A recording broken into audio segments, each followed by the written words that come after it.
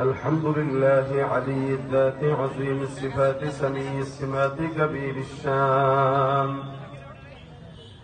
جليل القدر رفيع الذكر مطاع الأمر جلي البرهان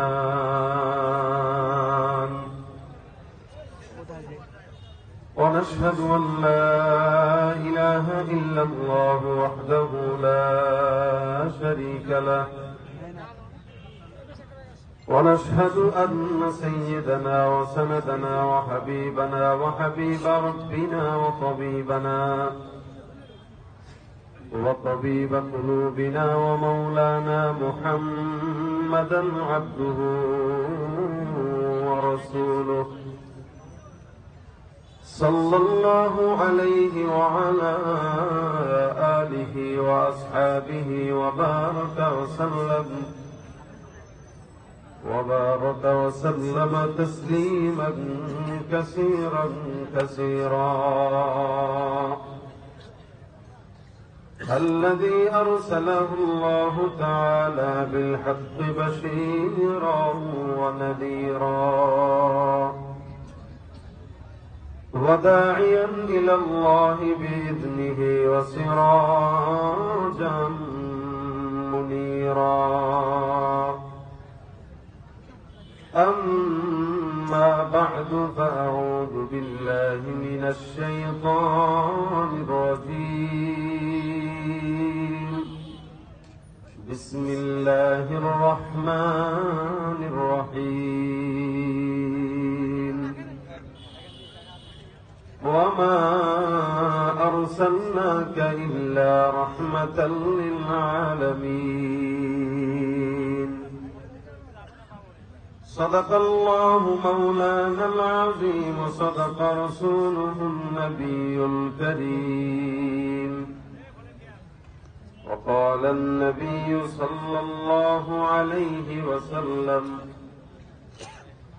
لا يؤمن أحدكم حتى يكون هواه تبعا لما جئت به أو كما قال النبي عليه الصلاة والسلام وقال تعالى في شان حبيبه إن الله وملائكته يصلون على النبي يا أيها الذين آمنوا صلوا عليه وسلموا تسليما زبان كل درود إبراهيم بري اللهم صل على محمد وعلى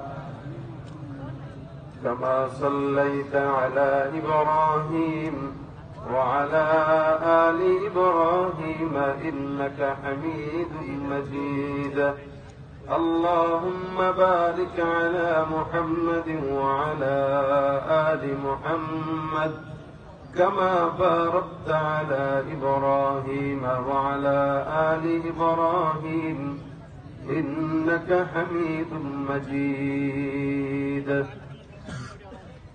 محمد نے آकर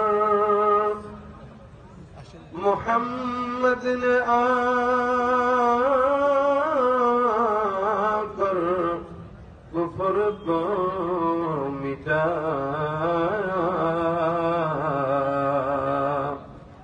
کفر کو مٹا کر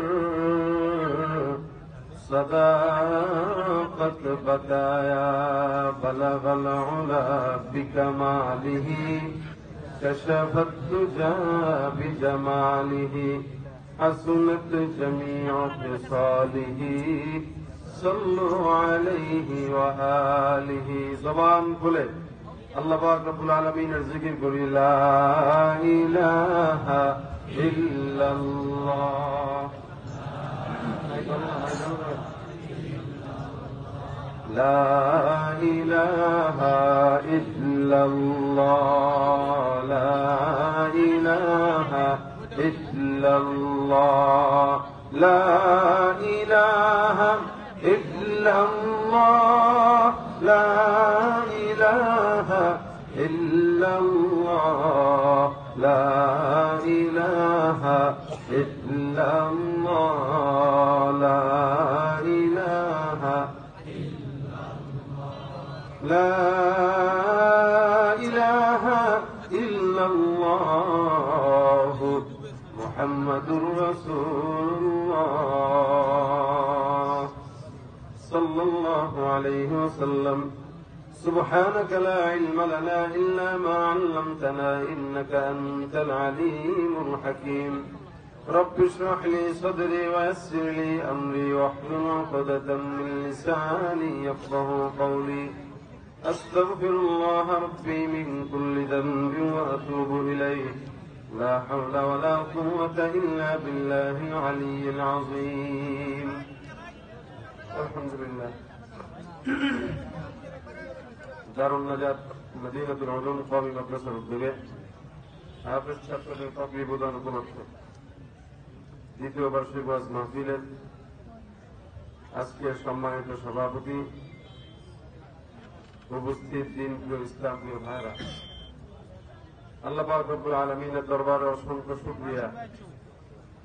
হাজার হাজার মানুষ থেকে আল্লাহ পাক রব্বুল আলামিন আপনাকে আমাকে বাছাই করে হেফাজত করে ফিতনার জামানায় এই জান্নাতের মজলিসে আল্লাহ পাক রব্বুল আলামিন আমাদেরকে বসার তৌফিক দান করেছেন।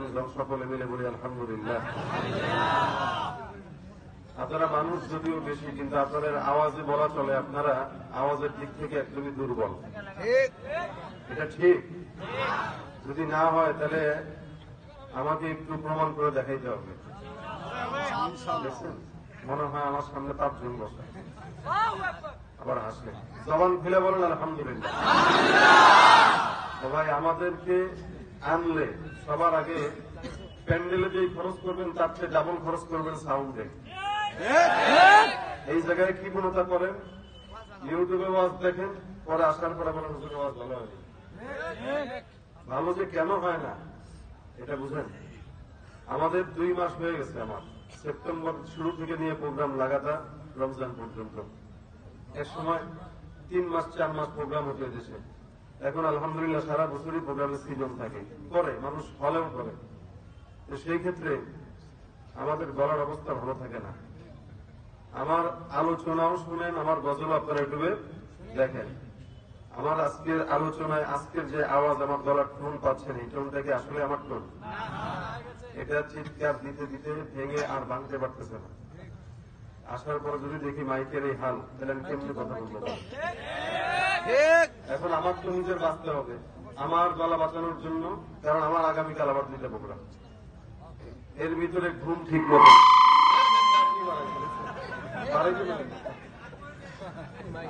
পড়ার কথাই বলতে পারবো। যে জিনিস দরকার ওই জিনিস আনে না, কারণ মাইক ওনার কাছে যথেষ্ট যেটা আনছে এটা ওনার কাছ থেকে মনে হচ্ছে ভালো, কিন্তু এই যত বড় এরিয়ায় যত বড় স্টেজ, এটার জন্য যা দরকার ওইটা হয়তো উনি আনে নাই, কমিটি বলে নাই, এই কারণে হয়তো উনি দেয় নাই। এই জন্য আমি ঠিকই বললেন না, সব কথা যেটা দরকার সেটা বললেন। আমি আপনাদেরকে আমার হালত দুর্বলতা বোঝাচ্ছি আগে, কারণ এটা যদি না ঠিক হয় আমি আমার মতো করে আপনাদেরকে ডেলিভারি দিতে পারবো না। আপনারা এখানে হাজার হাজার মানুষ আসছেন, আপনাদের